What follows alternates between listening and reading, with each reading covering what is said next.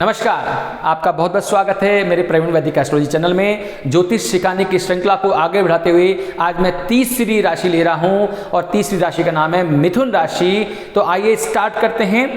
मिथुन राशि लग्न में बैठी हुई राशि है। तीसरी, जहां 3 नंबर लिखा हुआ वो मिथुन राशि है, उनके ऑनर बुध हैं। ध्यान रखिए, मिथुन राशि का तत्व वायु तत्व है, तो शरीर में वायु तत्व की ज़्यादा अधिकता होती है।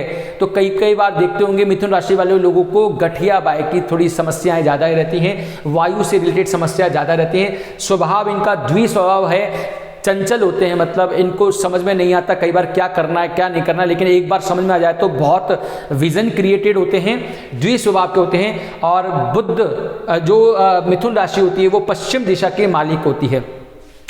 तो मिथुन राशि के ऑनर हो गए बुध, तो इस लग्न पर प्रभाव मिथुन राशि या बुध का प्रभाव होगा। तो पहला भाव के कारक तत्व क्या थे? पहला भाव स्वभाव, हमारा चरित्र, हमारा कद काठी, रंग रूप, हमारी सोच, हमारी इच्छाएं। मैं कई बार इच्छाएं बोलता हूं तो लोग उसको 11वें से संबंधित कर देते हैं, वो इच्छाओं की पूर्ति वाला भाव है। इच्छा तो यहीं से जागृत होती है, तो इस पर बुध का प्रभाव ज्यादा रहेगा। ऐसे लोग कॉमर्स में, बिजनेस में बहुत निपुण होते हैं, सोचने समझने बहुत निपुण होते हैं, व्यापार में बहुत निपुण होते हैं, बस बुध की प्लेसमेंट अच्छी हो जाए।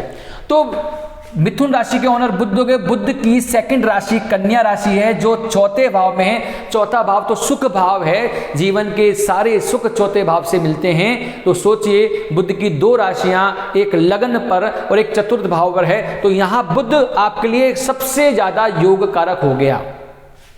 बुध ने अपने शत्रु चंद्रमा को क्या दे दिया? द्वितीय भाव दे दिया, सेकंड भाव दे दिया, धन दे दिया, धन का संचय दे दिया, बैंक दे दिया, फाइनेंस दे दिया, वाणी दे दी, कुटुंब दे दिया, परिवार दे दिया, चेहरा दे दिया, स्वाद दे दिया। तो यहां चंद्रमा, लेकिन चंद्रमा से शत्रुता रखते हैं और सेकंड भाव अच्छा भाव है, तो शत्रुता और सम दे दिया। तो ये क्या हो गया? ये सम भाव हो गया। तो चंद्रमा जहां जहां जिस जिस भाव में बैठेंगे वैसा वैसा फल देंगे। तो ध्यान रखिए, चंद्रमा यहां सम हो जाते हैं। बुध ने अपने मित्र को तृतीय भाव दे दिया। तृतीय भाव तो वैसे अशुभ भाव, उपचय भाव होता है, अच्छा भाव नहीं माना जाता, लग्न से हमेशा नेगेटिव भाव होता है। तो ध्यान रखिए, शत्रु तो है नहीं, सूर्य मित्र हैं, लेकिन भाव अच्छा नहीं है, तो यहां पर सूर्य भी नील हो गए, यानी न्यूट्रल हो गए, सम हो गए। तो सूर्य को भी हमने सम ही मान लिया है। 7वीं राशि जो तुला राशि है, जो जिनके मालिक शुक्र होते हैं, जो लग्न बुध के परम मित्र हैं, लेकिन शुक्र के एक राशि 12वें स्थान, जो दुख स्थान का मालिक, जो त्रिक स्थान के मालिक भी बन गए हैं। तो ध्यान रखिए, एक तो पंचमेश हो गए हैं, एक द्वादश हो गए हैं, तो गड़बड़ घोटाला हो रहा है थोड़ा सा। लेकिन यहां पर ज्ञान वाली बात क्या है कि शुक्र की मूल त्रिकोण राशि त्रिकोण भाव में ही है।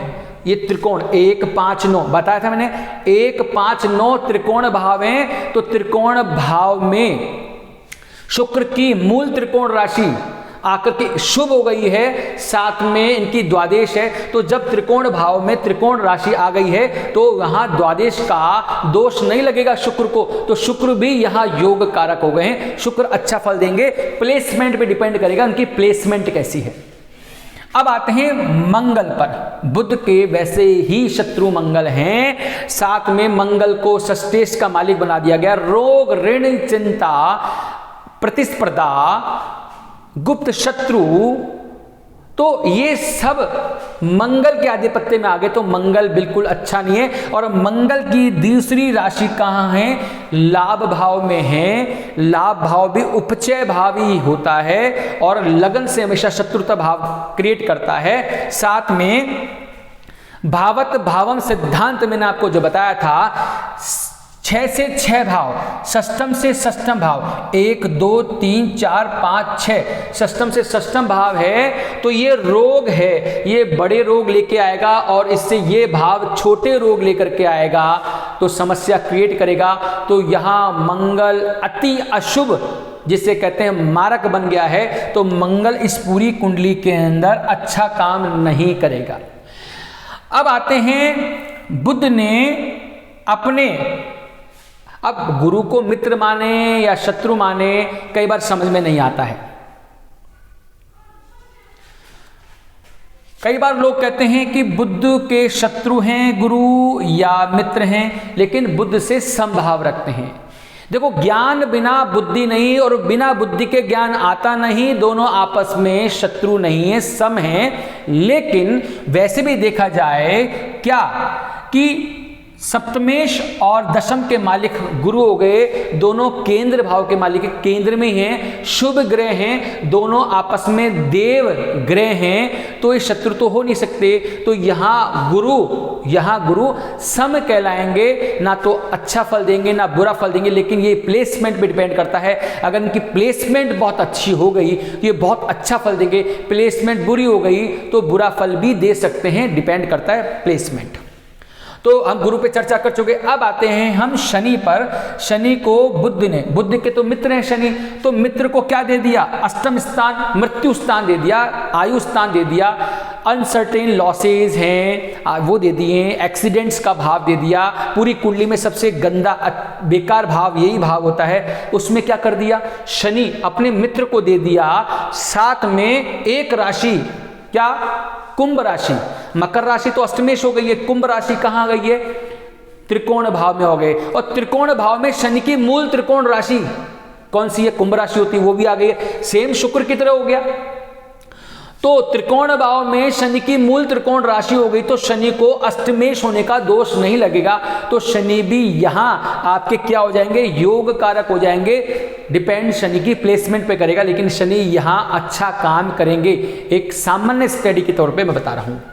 उसके बाद ये तो मैंने आपको सब बता दिया। तो यहां पर योग कारक कौन कौन से हो गए? यहां योग कारक हो गए बुध हो गए, शुक्र हो गए, शनि हो गए। शुक्र क्यों? पंचमेश और द्वादश के मालिक हो गए और मूल त्रिकोण राशि पंचमेश में ही है। शनि क्यों? अष्टमेश और नवम के मालिक हो गए, क्योंकि अष्टमेश का इनको दोष लगाने, मूल त्रिकोण राशि नवम भाव में आ गई। बुध तो खुद लगन के ही मालिक हैं, साथ में पहले और चतुर्थ भाव के मालिक हैं।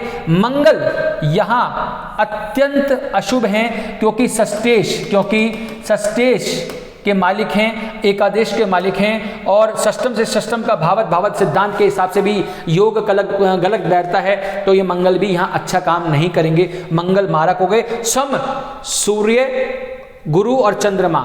सूर्य मित्र हैं लेकिन अशुभ भाव में बैठे हैं, और गुरु के केंद्र के दो भाव हैं, देव मित्र हैं, चूंकि दोनों में सोच का फर्क है, तो गुरु भी यहाँ पर क्या हो गए? समभाव हो गए हैं। तो ये आपकी अब बात होती है हम कौन कौन सा कलर यूज कर सकते हैं इस पूरी कुंडली में। बुध के लिए हरा यूज कर सकते हैं, शुक्र और शनि के लिए नीला और सफेद यूज कर सकते हैं। आराधना हम इस लगन के ऑनर्स को, इस लगन के मालिक को, साथ में इस लगन के जातक को गणेश जी की पूजा करनी चाहिए, आराधना करनी चाहिए। रत्न पन्ना पहन सकते हैं, हीरा पहन सकते हैं, नीलम पहन सकते हैं।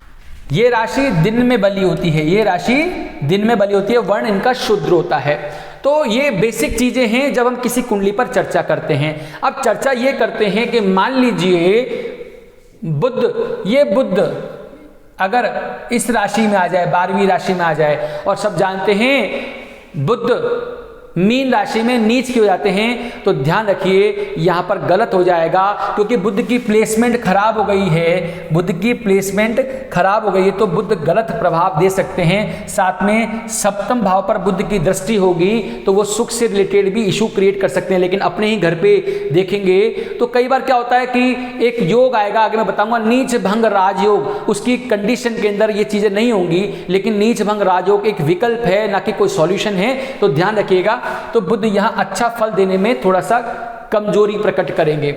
इसी तरह से शनि यहाँ योग कारक हैं, लेकिन शनि यहाँ 1 नंबर में आ जाएं, मैंने पहले ही बता रखा था, शनि का अगर प्लेसमेंट 1 नंबर यानी उनकी नीच राशि में हो जाए तो शनि क्या कर देंगे? बेड़ा गर्क भी कर सकते हैं। अगर शनि यहाँ आ गए तो 1, 2, 3 लगन को खराब करेंगे, 3, 4, 5, 6, 7 पंच में संतान से रिलेटेड इशू क्रिएट कर देंगे, क्योंकि सप्तम दृष्टि तो यहीं पड़ रही है। पेट में से रिलेटेड इशू क्रिएट कर देंगे, लव अफेयर से रिलेटेड इशू क्रिएट कर देंगे। फिर 8, 9 और 10 अष्टमी षष्टमेश पर स्थिति अगर नीच की दृष्टि आ गई तो यहाँ पर भी दिक्कत क्रिएट कर देंगे।